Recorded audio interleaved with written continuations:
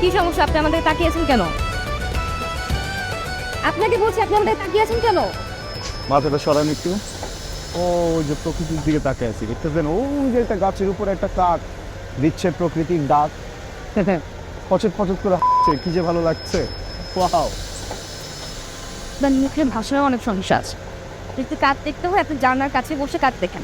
কাঠ দেখবেন, কলা গাছ দেখবেন, নাকি কি দেখবেন সেটা আপনার ব্যাপার, আমার দেখার বিষয় না। ঠিক আছে, দেখে বসেন। আপনার ইন্টেনশন এত রং কেন? উইন্ডো সিটে আপনি বসা, আপনি চাচ্ছেন আমি আপনার কোলে বসছি।